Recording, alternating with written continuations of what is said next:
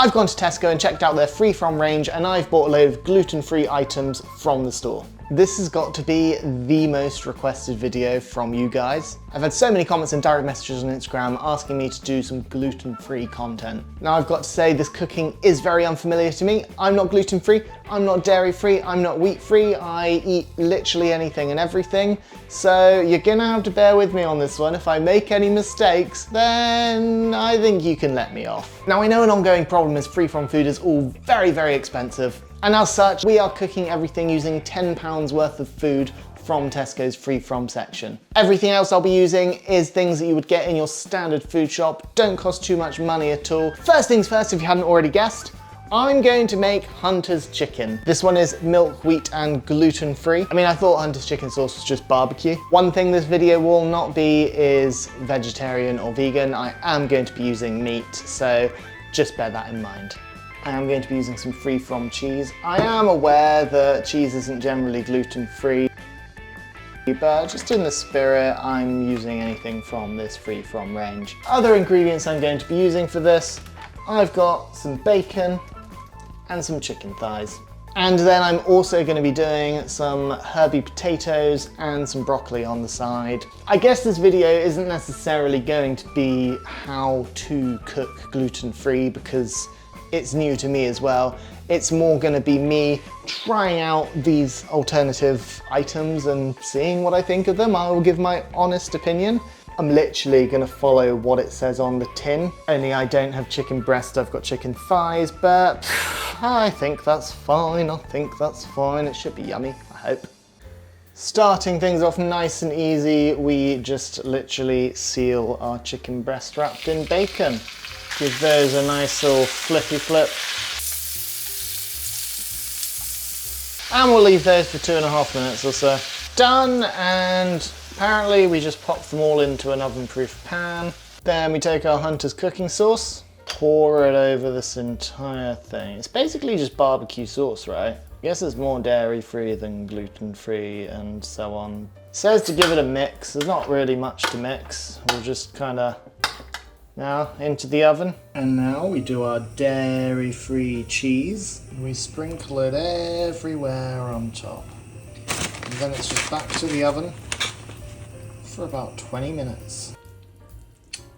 I don't often have Hunter's chicken, but I've never had a free from Hunter's chicken, and I've never had coconut oil-based mozzarella before. We dig in, and it's the moment of truth. I mean, the sauce is lovely, but it's still creamy. It's got a good flavour to it. And it was like £1.20, £1.30 for the sauce, but it's a nice sauce. I'm not gonna lie, I think the cheese has sort of melted itself into the sauce. Maybe that's why it's so creamy. So I can't really give a good verdict on the cheese, but it's quite tasty. It's pretty good. And you know, if this helps you as a gluten-free person or a dairy-free person, this gets a good thumbs up from me. A 4 out of 5 for this. I'd say middle of the road, 3 out of 5.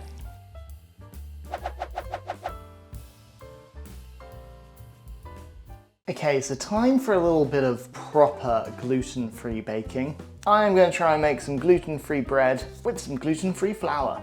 I'm quite a keen and an avid bread baker, so I'm just going to use my normal recipe for when I'm making this. I'm just going to substitute the flour for this flour, and I assume it's going to do roughly the same thing. I mean, there is something on the back which tells me to use egg whites and vinegar. I would never use those in bread. I hope it's not something that you need to use when making this bread. I guess we're going to find out. Start with about 500 grams of flour. Then I always go 7 grams of salt, about 15 grams of honey. I've read that fresh yeast is gluten-free. So I've used fresh yeast and I've prepared it already. So we're going to pop it in there. And that's basically it. I'll add water and flour as needed, but I am going to use a stand mixer. And that's going to go for about 8 minutes. Okay, so I've taken it out now because I just realized it's gluten-free, and so obviously it doesn't need as much time to, you know, stretch out all the gluten and all that kind of stuff. So this is our dough. I guess there's no real need to knead.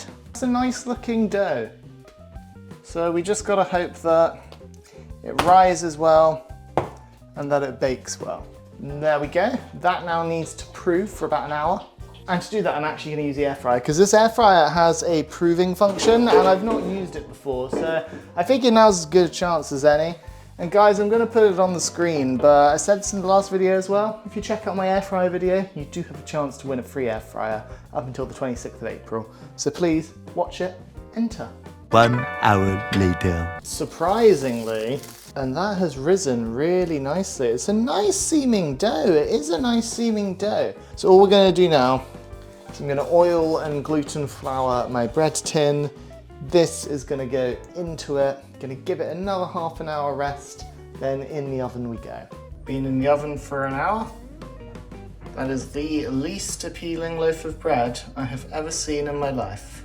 Okay, so it's cooled down and I feel like again now is the perfect time for me to say I've not cooked gluten-free before, but this is the heaviest loaf of bread I have ever felt.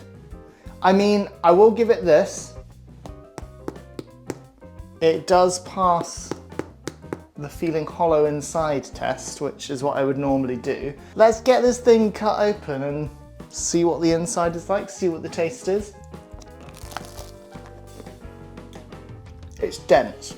It looks like bread on the inside. And honestly, the outside is very crusty, but it tastes okay. We're gonna toast it up and then we'll try it. It's been in for 5 minutes. I don't know if it just doesn't toast as well when it's gluten-free. I'm probably just talking out my bottom there. But I mean, it's got a better color on it now that it's toasted, just in general, like the dough's almost cooked a bit more.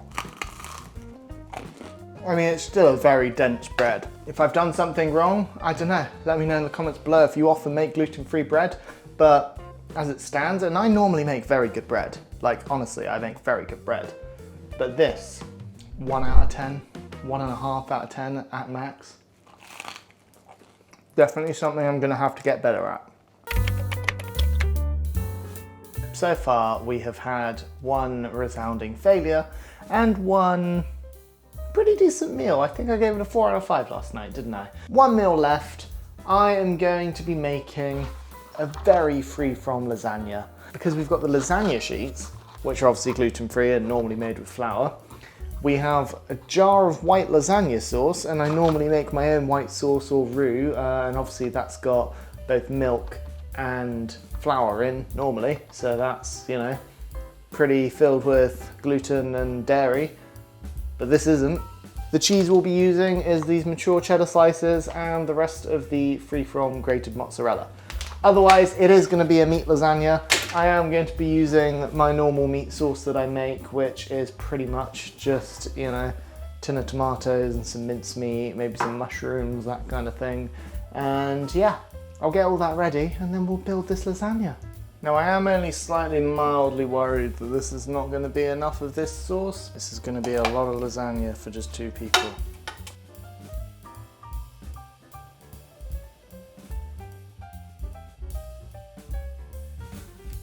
Okay, so it doesn't look bad, but it doesn't look amazing either.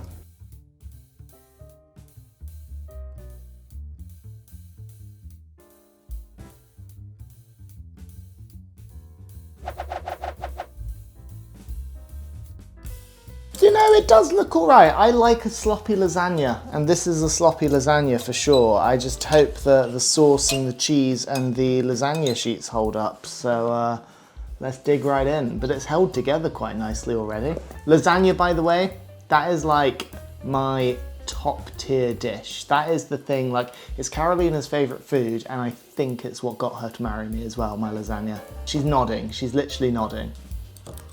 I find dairy-free cheeses taste like dairy cheese. It tastes like a lasagna made with dairy cheese. Again, Carolina's nodding along. Do you agree? You can definitely tell there's no dairy. That's not a bad thing at all. Like, it is a perfectly good lasagna, and you know, my meat sauce is exactly the same as I would always make it. This is really tasty. I'm gonna change the Hunter's Chicken yesterday to a 3 out of 5, and I'm gonna actually give this, which is actually utilizing way more dairy-free and gluten-free products, I'm gonna give this a 4 out of 5. I'm really enjoying this actually. I was planning on making garlic bread with the bread that I made, just obviously instead of garlic butter, make like a garlic confit or something like that. But yeah, so you can just spread the garlic on that bread. But that, honestly, the bread was too awful. But either way, this, I think I'll be going back for seconds. I mean, there's a lot of lasagna left, but I think I'll be going back for seconds. All in all, it does seem, and obviously I've only been to Tesco, that there's plenty of option that you can actually get there for gluten-free, free from, dairy-free kind of food. I do still think that cheese needs a bit of work, is a little bit to be desired, but I mean the sauces were great, the pasta was great, I can't complain about any of that. If bread was done correctly, bread would be fine. But I just have never baked gluten-free bread before, and you know, perhaps I should have followed the back and used egg whites and vinegar. I just didn't think it was needed. I just wanted to use my own recipe and see if it would work. It did not. I mean, I will say it is a bit unfair on those who do have specific intolerances that it is so expensive. All of those gluten-free and dairy-free products we got altogether, just under £10. Yeah, I mean, it feels like it would be really, it's a hard thing to do on a budget. I did enjoy it. I did very much enjoy that lasagna. The Hunter's chicken was also good. If anyone can help me improve my gluten-free bread baking skills, comment below.